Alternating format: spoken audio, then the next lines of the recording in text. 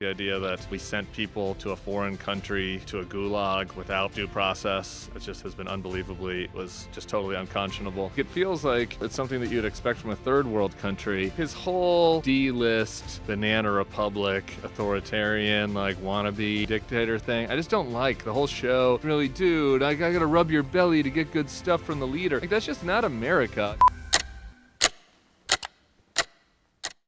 Okay, guys, out here in New York City at the Spotify studios, we got Tim, host of the Bulwark podcast. What's up, Sean? How you doing, man? I'm good, man. Nice to finally meet. I know we've been chatting for a bit. Yeah, I've been excited to do it, hash it out a little bit. After the election, I got to get out of my never Trump bubble and see what's going on. Objectively, how do you feel about Trump so far, A through F?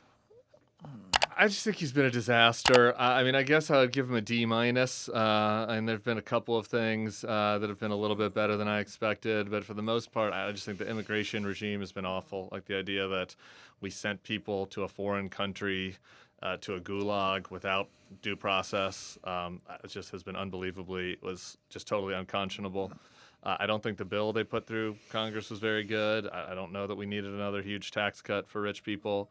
The tariffs have been a nightmare. I guess I'll give him a D- because we're on track to an F with his initial tariff launch, but as he backed off that, I think that's allowed the economy to kind of stabilize, but it's not good. It's gotten worse for folks. And, I just like his whole kind of like D-list banana republic, authoritarian, like wannabe dictator thing. I just don't like the whole show. It feels like, it's something that you'd expect from a third world country. Give you this trophy. I want you to feel like you have a bigger dick than you really do. I got to rub your belly to get good stuff from the leader. Like, that's just not America. Like, it feels like, it's something that you'd expect from a third world country. And, bullying the universities to pay him and stuff. Like, on some of the policy stuff, I'm not a huge DEI guy. Like, I agree with him. But, like, the notion that, you got to pay the president a ransom to avoid the government coming after you, it's not in the American system, man. Yeah. So I'm pretty, I think it's been not really great. And I don't know that regular folks have felt like their lives have gotten any better unless, if you're like an ICE agent or you're in the private prison industry, is doing pretty good. I guess you're in AI, things are, there are AI and crypto are doing well. There are a couple sectors, crypto, there are a couple sectors that are doing good. But I think if you're just a regular person that's working somewhere in the country, you got on board with him because you thought he was going to care about you, the forgotten man. Unless you got a lot of money in ETH, I don't think you've been doing that well. Yeah, and that's where being objective comes in handy, right? Because I can recognize that. Yeah. My life's way better. I'm in crypto. Yeah. ETH is my biggest bag. Okay, there you go. You're crushing. You can make the argument that Trump played a role in that, but crypto also cycles every 4 years, so it could have been just good timing. But the average person with these tariffs, with inflation, I can recognize they're dealing with some issues. It's helped a little bit. Like, he's done some of the deregulation stuff. Like, look, I had a big kind of VC guy on my show this week.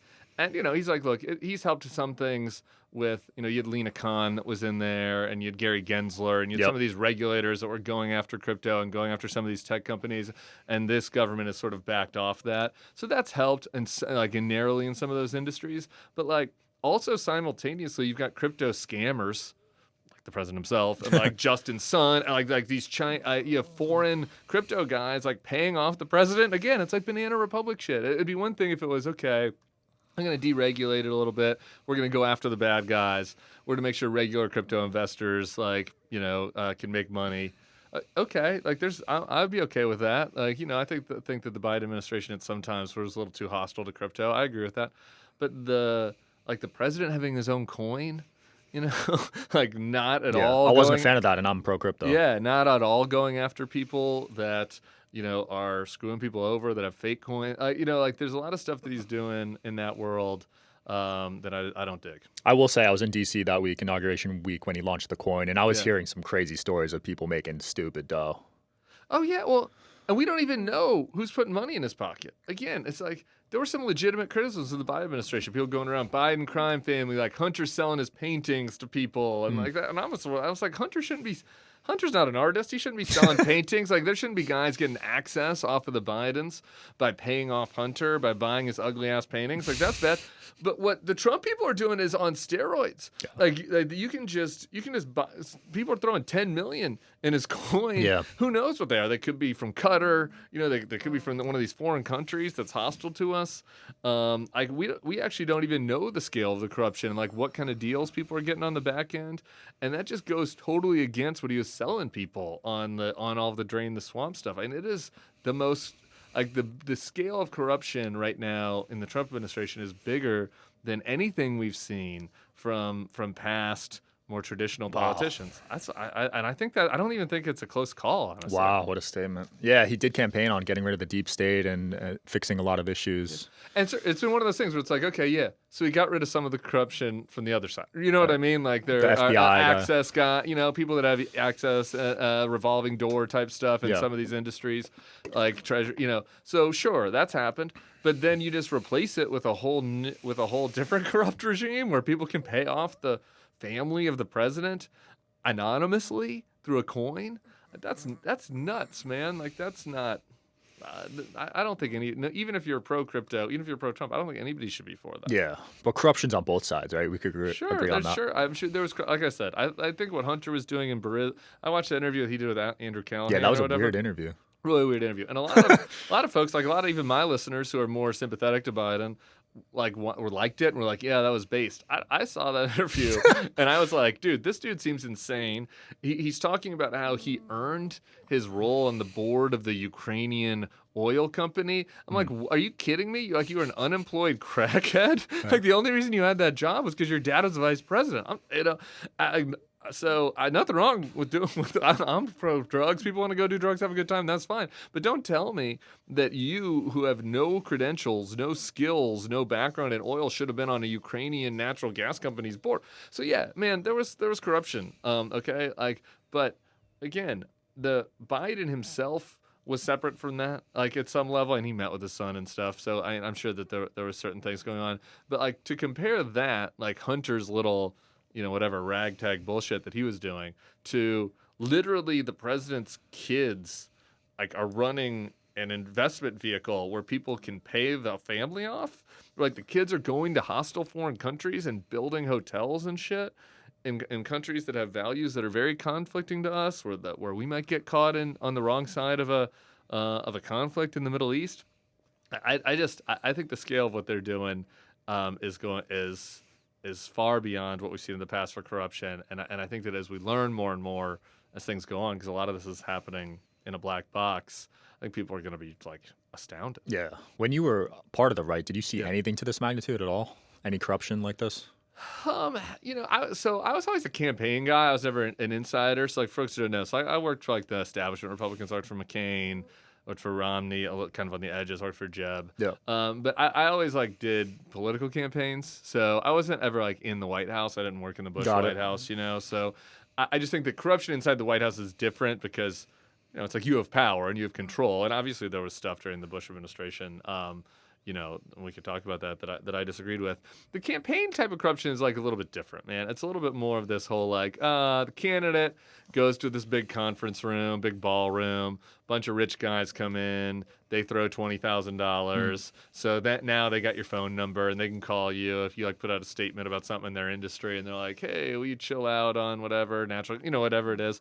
So there's this soft corruption and this just typical of all politics, right? Just kind of this insider wheeling and dealing, favor trading type stuff, and that's not great. I don't want to defend it in any way, but it also was pretty small potatoes. You go back, you're too young to remember this. The big scandal of the Bush administration was this guy named Jack Abramoff, who was a lobbyist, and I'm trying to remember this off the top of my head, but essentially it was the Native Americans paid him to help get them good deals for casinos and land rights and stuff like this.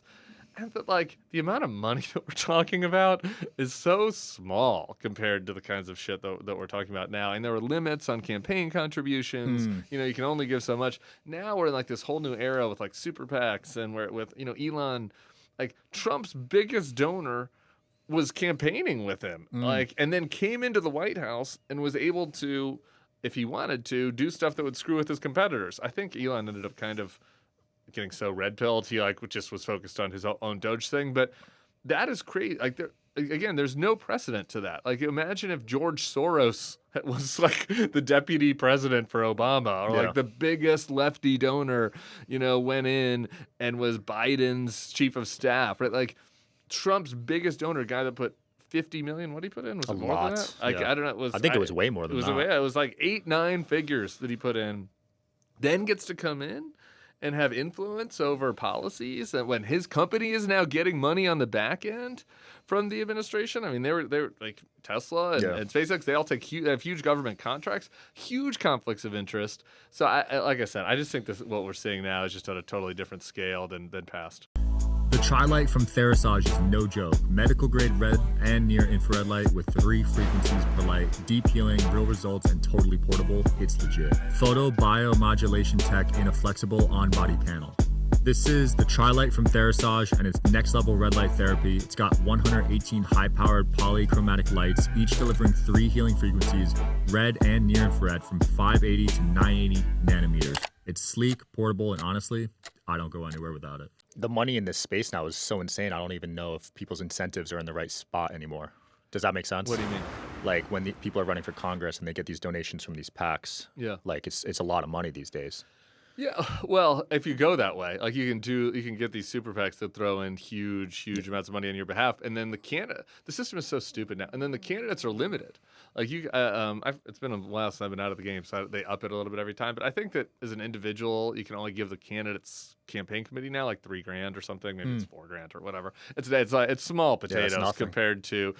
Then you have a super PAC, which is like having an outside group run ads on your behalf and do all this sort of stuff. Like the crypto community did that, put in a ton of money.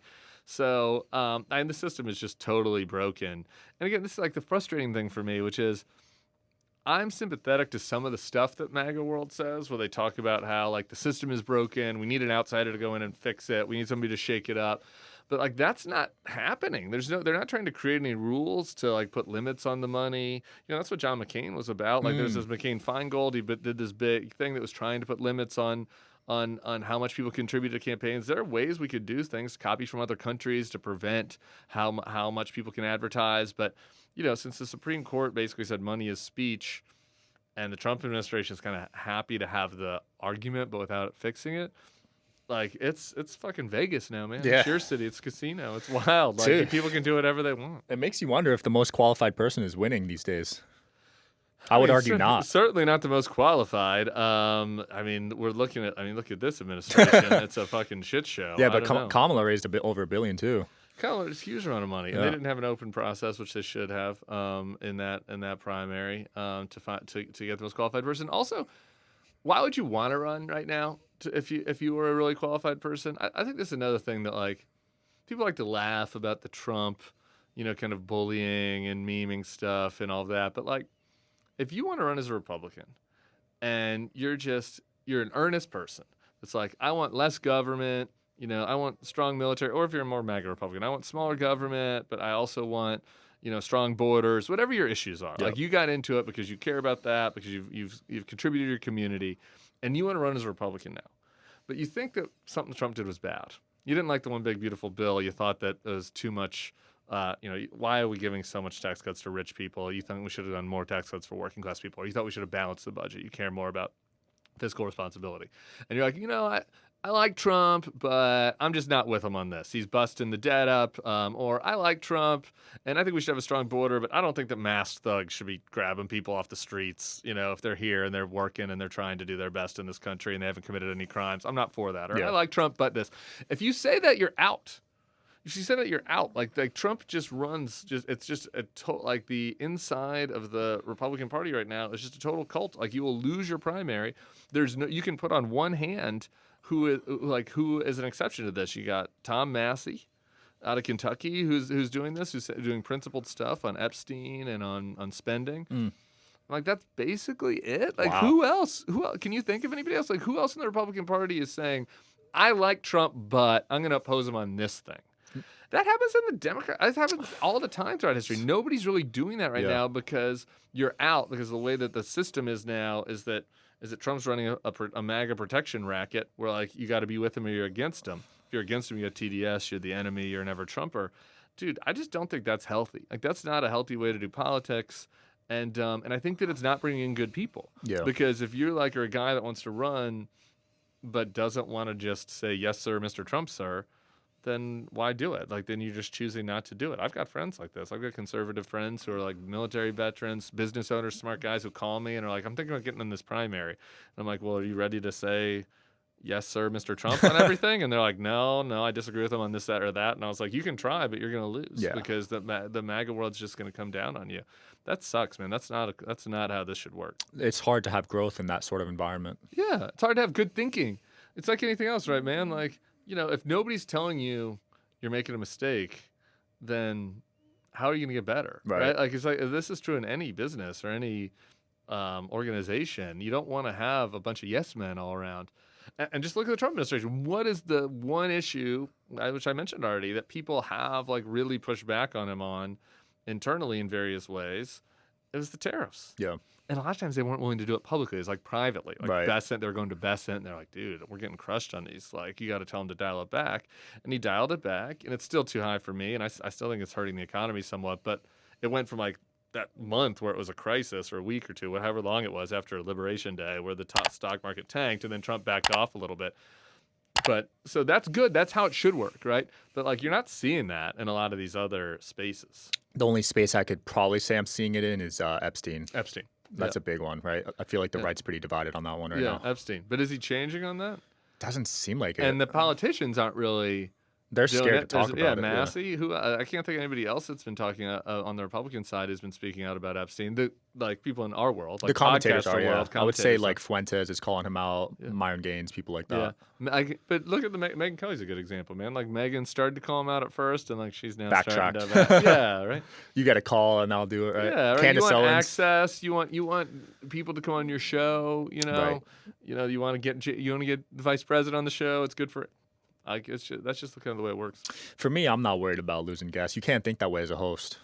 No, I think so at least. Yeah, I don't worry about it. I mean, I never had Biden on my show, even though I was supportive of Biden, because I don't know if it was because or I don't know why they never told me. You didn't get the White House invite?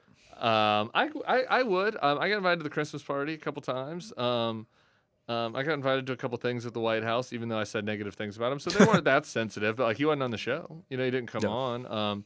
Which again is fine. But yeah, I just don't look, man. If I wanted to be a propagandist, I could just go back to being. I could have just switched teams. I used to be a Republican PR flag. I could have switched and just became a Democrat PR flag if I wanted to be a propagandist. I like having a show where I just get to say what I really think. And I thought Biden was too old. I thought he fucked up Afghanistan. And I think that like gave me credibility with people who listen to the show, Respect. right? And at the same time, I was like, I also think him, and certainly Kamala, then where you didn't have the age question, certainly Kamala would have done a way better job than Trump, and I still believe that. Yeah. But I can say that and also talk honestly about what our flaws are, weaknesses are. And you have on both sides, which I respect too. Yeah, I mean, I wish more Republicans would come on. I've asked every Republican senator and House member to come on. They won't do it. Really? There's certain guys, like MAGA world folks will fight with me, which is fun. And I got, I've gone back and forth with a lot of those guys. I go to the America Fest every year. Do you film there or do you just go there? The first year I filmed, and then after that, I thought it kind of gave me more credibility to just kind of go and build relationships and talk, and then sometimes.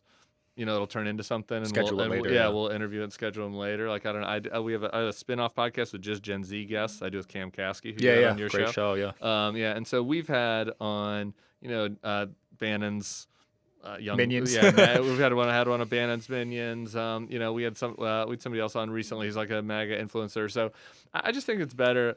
I kind of want to hear what they really think, and I feel like if your camera's on, they're not. Sometimes they will, but like they won't always be telling me. And I just, I think it's better just to have some beers and try to understand. Yeah. Especially for me, because I just, it's a no for me. It's a no. I don't know, man. I don't know. The whole thing I find a little creepy, honestly. Yeah. I mean, you can't deny he's done well at building that cult following.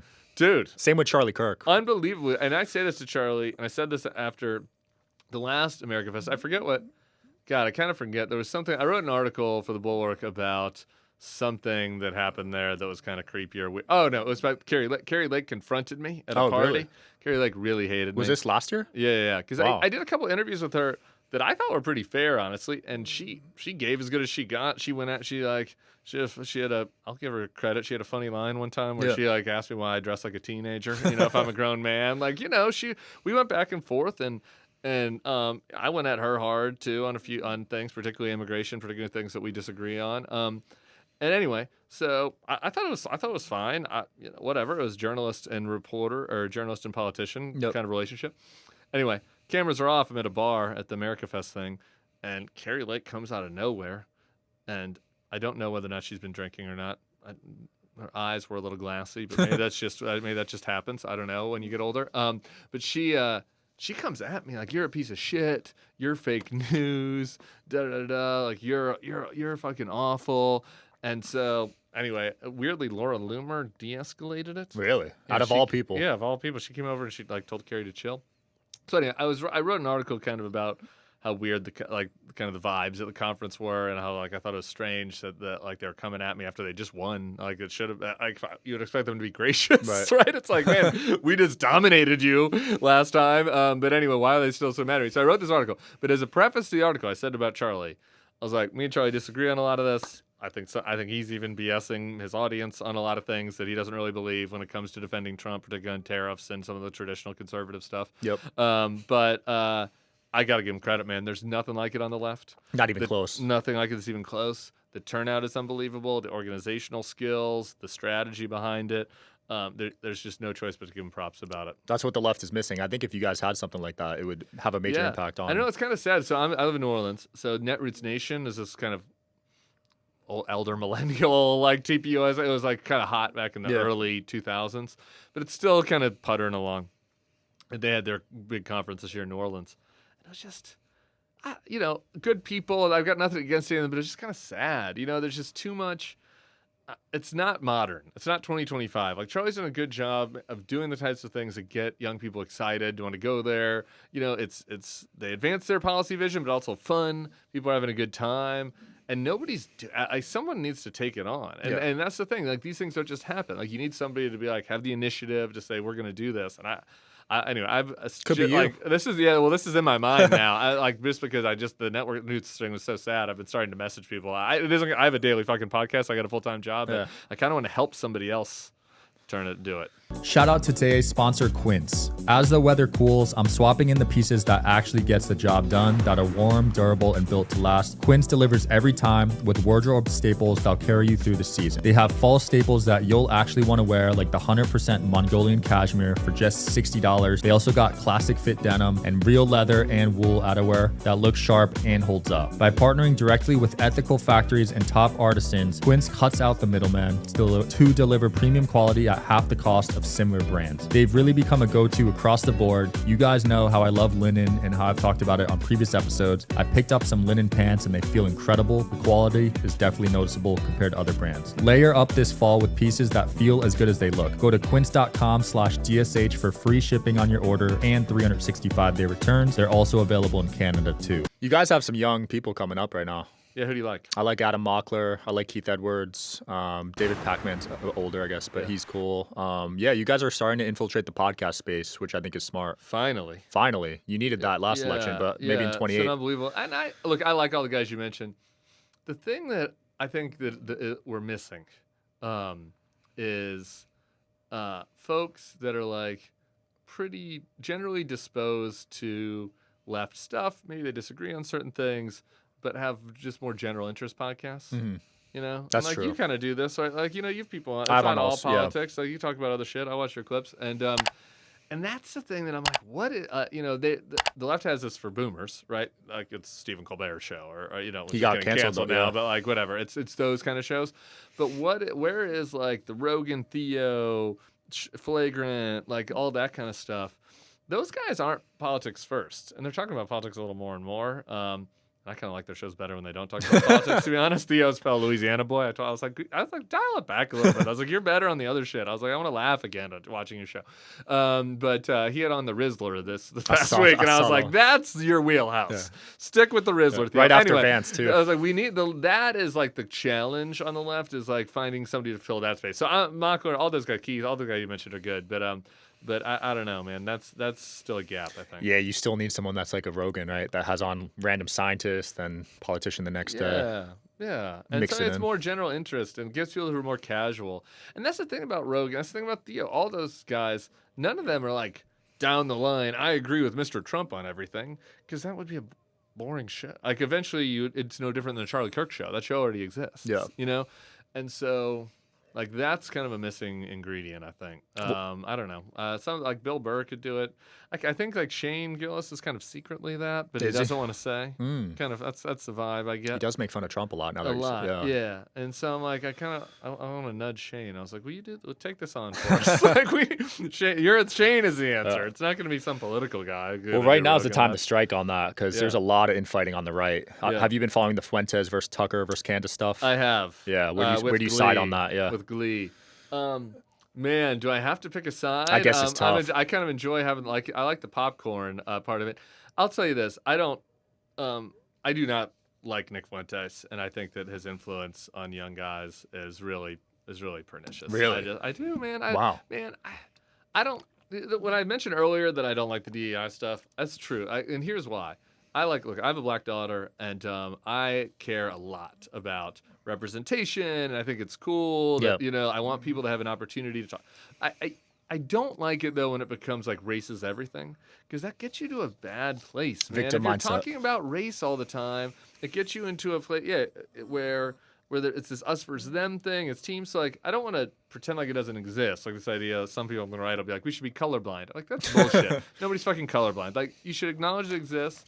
If people are getting screwed over, you should help them out. I think having a Black Mermaid movie because they've been all white before is cool with me. Like, I don't like all that's good, but obsessing over it, I think, is a problem. The inverse of that is really dangerous. I just think like white identity politics stuff that Nick does, influences people in a bad way. And I think he does it where he's like, I'm trolling. It's kind of a joke. But a lot of guys take that seriously, man. And people start saying that, like, oh, I'm making joking racist jokes. Then I start to believe it. I've seen that pipeline happen with young guys, where they're like where they think they're just being tongue-in-cheek and contrarian by like, whatever, making racist jokes. And the next thing you know, you start to listen to them and you're like, you're really buying your own bullshit there. Like, you really do think this. And, so I think Nick's had that effect on people, and I think it's really bad. That said, on the sole question of like who is being authentic and who is grifting, I don't have any reason to believe that Nick is not being authentic. Like, Tucker is fake. Tucker's really. I mean, has Tucker just has he ever explained what happened? Like, did he with his father? You're talking about? Yeah. No, I meant about his ideological transition. Why did it happen? Like, it's like the old Bible thing about Saul to Damascus. Like, Saul falls off the horse and becomes Paul. Like, did he fall off a fucking horse and hit his head and all of a sudden he changed his mind? You go back and watch old Tucker clips, and it doesn't sound like him at all. Like, really? He's totally indistinguishable. There's this great old Tucker clip where he's ripping on Bill O'Reilly, talking about how Bill O'Reilly's a fake populist and he acts like he's a man of the people, and eventually people are going to come for him because nobody likes a fake. And everyone's going to find out that Bill O'Reilly's really just a rich guy that likes fancy things and he's just playing a role on TV. And I'm like, that's Tucker. Tucker used to wear fucking bow ties, and he's like the heir to a pot pocket fortune or some shit. And like you said, his dad was a big insider where he's traveling to be with the Contras, like back when he's a kid, and he's on MSNBC, and he worked for my colleague Bill Kristol at the Weekly Standard, and now it's just, and now he all of a sudden has flipped, and all of a sudden it's like, oh, everybody in the deep state is bad, and I'm the only honest one, and I care about people. I just don't buy it. I don't know. I mean, who knows? Maybe he had a psychotic break. Maybe he has seen the light and he's like, everything that I thought before was wrong. But I've never really understood his transition. And I think that he sees like that doing the kind of populist, anti-Israel, white nationalist, kind of kooky conspiracy stuff. Was Churchill the really the bad guy in World War II? Like, I think that does numbers, and I think that he's going along with it because it does numbers. You can't tell me that Tucker Carlson really thinks that Churchill might have been the bad guy in World War II. Like, Tucker Carlson is a very smart, well-read person who was a traditional Republican up to like 2 minutes ago. So what's the deal? Yeah. So in that sense, I was watching Nick's takedown of him, and I was like, dude's got some points. Respect that you can watch that objectively, even though you don't like him. Yeah, I I want to know what everybody's saying, man. I like to watch the right stuff. It doesn't do you any good to block it out. Right. What do you get from not hearing what the other people are saying? I don't. Look, the one I listen to the most is Bannon. Really? I listen to Candace kind of because I think it's funny. I think Candace is totally off the deep end, cuckoo stuff. Like, how many times can you go? Show me your dick, Brigitte Macron. Like, I'm sorry. I don't. Why is that still doing numbers? I don't know. But She it's just like every announced, week, it's like, show me your dick, Brigitte Macron. I'm like, I don't think this is really like a real, serious news outfit. But anyway, she's obsessed with that. She just announced her legal fund. Did you see that? People are gonna give her money. Yeah, she said it'll cost about $5 million to deal with. Don't give Candace money, Candace fans out there. I know there are a couple of Candace fans out there. She's doing fine. She does not need money. She made her bed with this weird obsession she has. She needs $5 million, man. Yeah, she can find it. Anyway, where was I? No, I like to listen to Bannon because Bannon is not full of shit. Bannon is not full of shit. Me and him disagree. He believes in it. He believes 85% of what he says. That's higher than most. He doesn't really think Trump won the 2020 election. Oh, really? No. Okay. No. You can tell Bannon does not have a good. Do you ever watch Bannon's show? I haven't seen his show. I've seen clips. Okay. Bannon is not a good poker player. Neither am I, by the way. No. Which is why I wouldn't be good at doing what Tucker does with this, like totally pretending. Bannon will have he'll laugh. He'll smile. I've interviewed him several times. We've gone back and forth, and whenever we get to the 2020 election stuff, and I start being like, "You really think that? You really think that?" Like he starts to chuckle. He folds a little bit. Yeah, he chuckles. He holds the line in his answer, but his face changes. Like when he's talking about the popular stuff about immigration, about going after the big banks, about whatever the other weird hobby horses he has, he gets mad. Yeah. He gets mad, and he's really an intense guy. And then you start asking about some of the silly stuff, and I'm like, you really think that the vaccines were fake? And it's like, he starts to chuckle. And he's like, well, Dr. Robert Malone. And I was like, okay, Steve. So I think most of the stuff he says is true, and I think that the critics of the establishment from the right had some points. They had some points. I was an establishment Republican before I switched sides. I obviously agree that. In retrospect, there were things that the establishment Republicans did that were bad. But there's things not as bad as Trump's doing now. But, I think you learn from people. You look back at Iraq, for example. You were a baby when that was happening. I was in college. I was just fucking a Charlie. I was a dumb college Republican. I was like, whatever. I wanted to work in politics. Yeah. We're doing Iraq. American flag, hell yeah, America, back-to-back World War II champs. We're gonna go fuck them up. Like I just bought into all the jingoistic stuff. I was on board with it. The only people that were against that at the time were like a handful of weird libertarian rightists and like far left folks. Mm-hmm. Like I was it. Like there was nobody that was against it. And like they were right. The weirdos were right. The weirdos were right. And so I don't know. The weirdo. Does that mean that they're also right about the vaccines being a mind control and like all the, the moon made of cheese and all the other crazy shit that they think? No, they're not. They're wrong a lot. But I don't know. I think it's important to listen to other folks because you don't want to get groupthink, right? Yeah. Get caught in a bubble, right? Yeah. Yeah, never Trumper. Yeah, I'm in a never Trumper bubble. I get it. I get it. I mean, well, I would say you're not. It's hard to get. I mean, well, it's hard. That's why I was saying I have to try. I have to try to be out of my effort. Yeah, but to be out of my never Trump bubble because man, Trump does a lot of stuff to make our life easy. I could do a show every day about the stupid shit Trump says and does, and I do talk about it a lot. When I had Pac-Man on, he basically told me if Trump wins, he's going to make 2 to 3 times the income as when Biden was president. Oh, before the election. Yeah, before the election. Yeah, and I would trade. And I said, I was like, the Trump winning has been great for the Bulwark. We're going to make more money because of it. It's going to be good for me financially. I would trade in a second. I would rather the country be doing better and the Bulwark be doing worse. I wish our politics was more boring, man. I wish I'm a politics nerd. I think it's kind of weird how many people want to talk to me about what's happening with the HHS Secretary. We shouldn't know. Nope. Regular people shouldn't know who the HHS Secretary is. I never did before this. Right. It's a bad sign. It's a sign that like they're doing things that are too extreme, that are too out there on the edges. And, I think that politics, as it should work best, is like two sides, conservative and liberal, working together, making trades, being like, I'll give you a little bit here, I'll give you a little bit there, we'll meet in the middle, and we'll try to make things a little better for people. If we fuck up, we'll change. Like, it should be a job for, like, technocrats and nerds and people that like care about the public and care about the government and care about whatever their little specialty issue is. And instead, we have this total clown show. Yeah. I mean, where it's just like, it's like wrestling, man. It's wrestling or UFC or whatever. Everybody's got to pick a side. Everybody's got to pick a team. And they put on a jersey. And that's just not healthy. Like, it's not healthy. So anyway, it's good for me. And you probably. It's good because people want to know what's happening. Like, it's like watching a car crash. You know, people are rubbernecking, but I hope it's not like this forever. I hope not, but I don't know. We're in so deep now. It's hard to see a way out of this at this point. Too. I feel like Hollywood, entertainment and politics is just intermingled. I don't see a way out of it. And especially, man, how old are you? I'm 28. 28, yeah. So even young. So I'm even younger than you. So like Cam, my co-host on FY Pod, is 24. Mm-hmm. And, it's like you don't even remember before this. You're right. 2015 was 10 years ago. Yeah. Right? So when Trump starts running was 10 years ago. So if you're in college right now, if you're 21, you're 11. You don't even remember anything before Trump. So like you were born into this. Pretty much. What's the fucking Batman line? Like I tried to adapt to this. You were born into it. Everybody's been born into it. And so I think it would like warp their brain to like figure out how to go back to before. It would feel wrong. I don't even know what that looks like, honestly. Yeah, I know. And so like and so then on the left you have to combat it.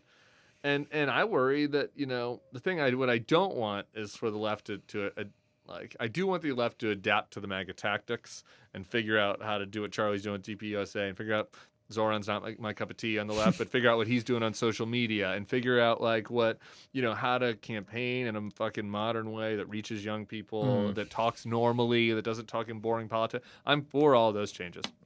What I worry though is the changes that are coming is like, everybody going after each other. Right. And it's just this zero sum, it's just this, what is it? Race to the bottom, where it's like, I was joking with the VC guy that I had on the pod about, I was like, how can you be for an immigration regime where this administration is grabbing somebody off the street because they wrote an op-ed they don't like because they're foreign? I was like, your podcast is what I'm talking. He was one of the all-in guys. Yeah. It's like Chamath, your guy Chamath isn't from here. Chamath is an immigrant. Mm-hmm. Like, doesn't it? I feel like it should worry those guys that it's like, what happens if the left gets a Trump, and they come in and they're like, maybe some of these immigrants that have come in and started advancing these terrible MAGA white nationalist views, maybe I should take away their green card. Maybe I should come after them. Maybe I should have to use these tactics, right? I'm not for that. I'm just saying, like, I worry that that's where we're going, right? Where it's like, where it's just this fucking blood sport. Yeah. And like, that's not good for anybody, man. I mean, that's where we're at. They just subpoenaed the Clintons, right, for the Epstein stuff a few days ago. Never ends. And by the way, there's gonna be some part of this that's unavoidable. Like, there's, can you imagine? Let's just say a Democrat wins next time. Can you imagine them going in and then saying, well, we're going to call it truce? You know what I mean? Like, we're going to call it truce. I'm not going to look into any of the immigration stuff that Kristi Noem and Stephen Miller did. I'm not going to look into any of these the crypto corruption crimes. Like, I just want to move forward and unite the country in kumbaya. I feel like the left voters would riot over that, right? They, and so it would take just some really unbelievable, magnanimous, talented politician, I think, to take us out of this, because I think for good reason, folks on the left will feel like, no, man, like, look at what they did. Like, they got in there, they started going after people, they started subpoenaing, Democrats. Yeah. Like, all right, now we're going to release all the mentions of Trump in the Epstein files. We're going to go after the people that gave money to his shitcoin. We're going to go after Kristi Noem. That seems like where we're headed, if they ever get back in power. They will. It's just a matter of when. It always flips, right? But it's just never ending at that point. It's just going to be like always constant back and fighting. Forth. And somebody's got to break that cycle. Like, where's the incentive to do it? Who's got the incentive to do it, right? Elon's trying, but I don't think it's going to work with the new party. Yeah. And Elon's a terrible vessel for it. For sure, he's a foreigner, so he can't be a president. Yeah. And he's nasty. He goes after he's a fucking poster, man. He loves going after his enemies. Right. This is my like elder millennial nostalgia. I was against Obama because I was a McCain guy.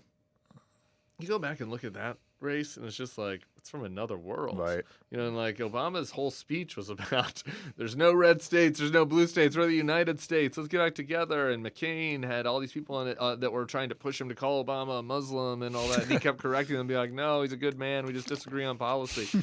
Like, who could do that? You just look out at the field, and it's like, who could do? And if someone tried that, would people even want it? Yeah. I don't know. I don't hope think so. I would. I don't think so either. I don't think the average but person. I can hope. I don't want to give up on it, I guess. But I agree with you. I just, as an analyst, I don't think so. I think Trump changed the scene too much. Me too. He made it all about entertainment. He won 16 by being entertaining. Yeah. By winning those debates, quote unquote. It was maybe fixable if he would have lost. This was one of my arguments for why we should have beaten him, because I feel like there's maybe a path back had he not won. But now that he's won twice, it's like, I just think this is our new reality. Yeah, and we got to admit, the average voter isn't as educated as they should be. No, I mean, not about the issues. It's so weird. Voters, but this goes back to the politics as blood sport stuff, man. Like, people do care about their local stuff. Yep. You know, it's so interesting. So we do these focus groups for the Bulwark. We hear from people, and you ask them about like their mayor's race or their governor's race or something that's happening in their town. And, you know, some people aren't checked out, obviously, but a lot of people you hear from like, no, and want to have a serious person as their mayor or governor. Yep. And that's what you see kind of in some red states have Democrat governors, some blue states have Republican governors, because, you know, people know what's happening in their community, and they don't want a fucking lunatic. Like, they want somebody that's competent. I want the roads to work. I want the schools to be good, right? Like, people get it. But then you start asking about national politics, and they're like, I want somebody that's gonna kill him. Like, I want somebody that's gonna go after the fucking bat. I want to drink the libs' tears. I want to drink the libs' tears. Or like, Facts. I want to drink. I hate Trump so much, and so people just become Emotional. Yeah, and so I don't. So the education part is some of it, but I think a bigger part of it is just like our kind of animal tribal instincts, and how I don't know how to disentangle that. Part of me is like wondering if it's like programmed too in a certain way too. Through the Programmed into our no, program like, by the content they're consuming. You know what I mean? Yeah. Oh, you mean like the algorithms? Yeah. Like, is it intentionally showing you certain things? Yeah, for sure. And I think the AI stuff's going to make this so much worse. This is why I'm really pessimistic. Now we're going to get into my like dark Tim view. But I mean, are people even going to know what's real and fake? Like, I think back to, like I said, I live in New Orleans. My Yep. buddies, I got a couple of buddies are big LSU guys. We go to LSU games, and besides going to Charlie Kirk's thing, my other way that I keep in touch with what's happening in MAGA America is LSU Football season's games, coming up. We go to the tailgate, and eventually I start drinking and wanted to start talking about football, but I get out there early and just start asking people about politics stuff, because I'm just curious. I'm like, it's mostly Republicans in LSU tailgate. And man, I used to say this 10 years ago, maybe not 10 years ago, 5 years ago. People would ask me stuff, like they'd see something on Facebook, and they'd be like, is it true that Joe Biden, didn't, like put the flag at half-mast because a Black Panther died? Or I don't know, like some terrorist, we put the flag at half-mast because a terrorist died? I'm like, what do you know? Like, what are you even talking about? And so even then, people were in their info bubbles, like, people have other things to do with their lives. They're seeing the things on their social media, and they can't distinguish like what's real news from what's propaganda, from what's totally fake, from what's a joke. You'll get tricked by jokes. Chris Cuomo, did you see Chris Cuomo get fooled by that AOC shit fake the other day? No. Chris Cuomo's a fucking news anchor, and there's this fake video of AOC talking about how was it about something? It was about Epstein. It was like some gag. Oh, Sydney Sweeney. It was a gag, a deep fake where AOC's talking about Sydney Sweeney's jugs or something. And Chris Cuomo is like, shame on you, AOC. And it's like, dude, you think AOC was on the fucking House floor talking about Sydney Sweeney's jugs? How stupid are you? You're a host of a TV show. So if a host of a TV show can't tell the difference, how is a regular person going to tell the difference? And that deep fake was shitty. That was bad. Like, the ones that are coming are going to be awesome. Some of them are decent already. Yeah, man. And so like I just think we're going to get to a place where the algorithms are going to feed people what they want to hear, and they're going to start feeding people things they want to hear that's fake. And that's already happening, but it's going to happen even more. And so, again, that creates this challenge of breaking that cycle, like, even harder, right? Like, and you can't break it with boring stuff, right? Like, people then become attuned to, like, wanting really So that's why Zone On stuff's pretty good, because it's super engaging, right? But, like, this idea that you're going to break it by being like, we need to get serious and work together, and I've got this white paper that's going to help, increase prosperity for people and, reinvigorate our pluralism. I'm for that. All that stuff would appeal to me, but I just don't see how that breaks through anymore. And like the fight, the blood sport, really extreme rhetoric is just what is appealing. And I agree that part of it is what, is what the algorithms are feeding folks. Yeah. And I don't think any of those guys are planning on trying to turn down the temperature. They need views. They need money. Yeah. Yeah, they're going to be biased towards that. This is dark. Do you have any uplifting stuff happening? You talk to a lot of people. Anybody? You talk to anybody? I just had on someone yesterday that was interesting. His name's Ben Lamb. Okay. He's bringing back the woolly mammoth. That's cool. Have you heard of this guy? Uh-uh. Yeah, it's like some straight Jurassic Park stuff. But yeah, he's already brought back a dire wolf. Okay. And Is that an affront to God? Yeah, people are saying he's playing God. So we'll see what happens. He said by 2028 we will have a woolly mammoth walking around this planet. That was at an AI conference. It was a big AI conference in Vegas. Okay. Yeah. I'm into that. You like that? I'm into woolly. I'm into bringing back woolly mammoths. I don't know. Some of the playing God stuff makes me a little uncomfortable. Yeah, people are editing their kids now. Did you know that? Yeah, I don't love that. I get it if it's like you have a certain disease and you don't want to pass that down. Same. But if you want to control their IQ, their height, and everything, that's kind of weird to me. Like, I think your baby should turn out how it's supposed to. Yeah, I'm with you on that. I don't know. And there are a lot of kids that aren't going to have that chance. Right? Yeah, it's expensive. We adopted, and I love that. Like, I liked doing that. I thought that was like very cool, and my daughter's awesome. I love it. And, like, this idea that like instead we would have created a lab baby. I don't know. That doesn't feel real. Petri dish baby. Yeah, I don't know, Test man. tube baby. Some people can't have babies. I don't want to talk down to anybody that did that, but like we're gonna create a lab baby with like genes where like I make them. Because I want her to be in the WNBA, so I make her extra tall. I like the whole thing feels. Yeah, I think they did that with Yao Ming. China was way ahead of their time. Yeah, dude, that Wemby is a freak. Oh, Wemby might have been one too. A freak. Well, dude, it's been awesome. Where can people find your pod and keep up with you? This is great, man. Our stuff's on the Bulwark. It's on YouTube, and we're also popping around all the other social media feeds because you got to do it. It's the only choice. We got to play the game like everybody else. And I appreciate it, man. Absolutely, man. I'll be interested in the feedback from the MAGAs and the audience. audience. And I'll take it. I'll try to line up some debates for you at America Fest this year. Oh man, I'd love that. Yeah, Good let's to see do you. it, man. Good to see you. Appreciate See you guys. See ya. I hope you guys are enjoying the show. Please don't forget to like and subscribe. It helps the show a lot with the algorithm. Thank you.